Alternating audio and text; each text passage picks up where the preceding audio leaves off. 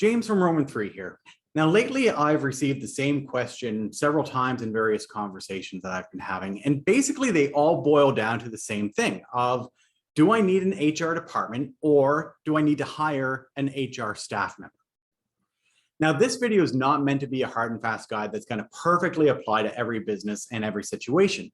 However, in my experience, there are certain common thresholds where it makes sense to beef up your investment in HR. And I want to say right off the bat that if you have even one employee, you need to have HR policies at a minimum, full stop.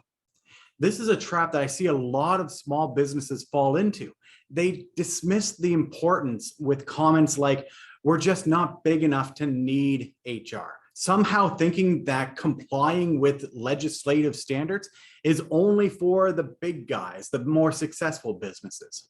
Policies will provide you and your employees with clarity, which is important when it comes to issues around performance, compensation, sick leave, vacation, and a whole host of other things. And it's not even taking into consideration the fact that you can find yourself in really substantial legal hot water if you're not complying with employment standards in your province or state. So bottom line, if you have or even plan on having employees, you should get some basic HR policies that at the very least cover your backside that will keep you compliant with employment laws. All right, so you've got some basic policies in place, your business has been growing, and you've hired on several additional team members. When is the right time to invest in HR or an HR professional? While there's really no hard and fast rule that says you have to hire an HR person when you reach a certain number of employees, a general rule of thumb that I tend to use is around kind of the 20 to 25 employee range. This is full-time equivalent employees. Now, you may not require somebody at this stage full-time managing your HR needs on a daily basis, but typically before this point, we see a lot of owners taking on the responsibility off the side of their desks. This is a generalization, and there are many factors that you need to consider whether that number is higher or lower. The first one that I'd want you to consider is everyone working in the same location. If they are, it may be easier for you to manage a larger number of employees before it becomes strictly necessary to invest in an HR position. The second part of that is if people are spread across multiple locations, if you have either multiple work sites or people working from home or in a variety of different locations, it's going to add a level of complexity that if you're the business owner or leader and you're performing the HR duties off the side of your desk while you're doing everything else, it's going to make it more difficult once you kind of hit that 20-ish number.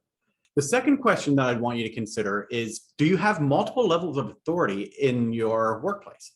The more layers there are between the owner or CEO and frontline staff, the more opportunities there are for managers to make serious mistakes if they don't have the support of an HR professional.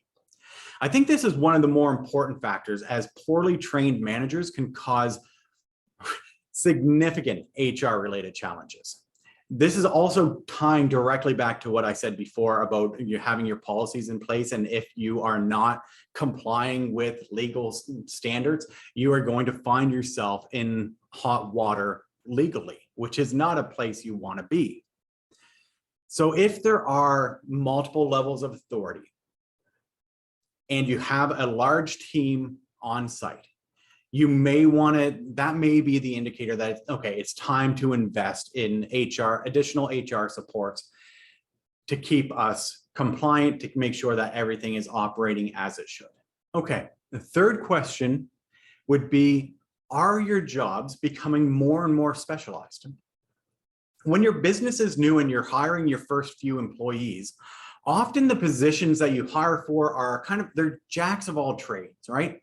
The first few employees that you bring on need to be able to pick up the slack in a number of different areas to help the business grow. But as your company grows, the jobs naturally tend to become more and more specialized as people focus on specific aspects of the business, and others are brought in to pick up the slack where necessary. The more specialized your roles are, the more likely it is that you are going to want to invest in HR earlier rather than later. And the final question that I'd want you to consider is whether or not you are experiencing labor problems in the workplace. Again, this is another quite substantial factor.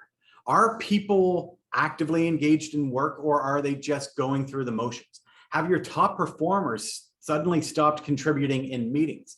Do you have trouble holding on to employees? Do people feel like they're just checked out and going through the motions, and do you struggle to recruit staff?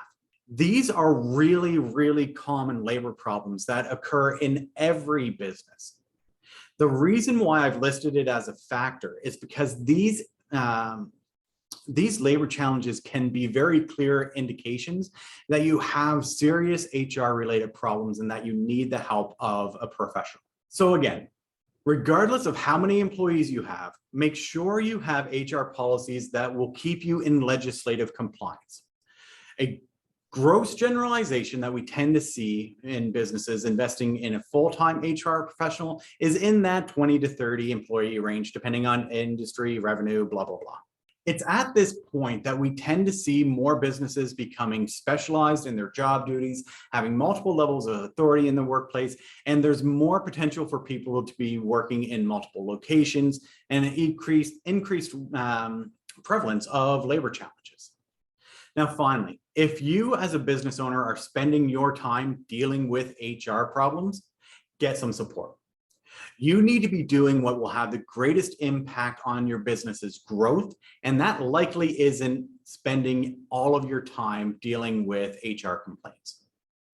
Now, as always, if you're looking for solutions on how to improve your workplace culture, subscribe to stay up to date on when we post our new videos. Until next time.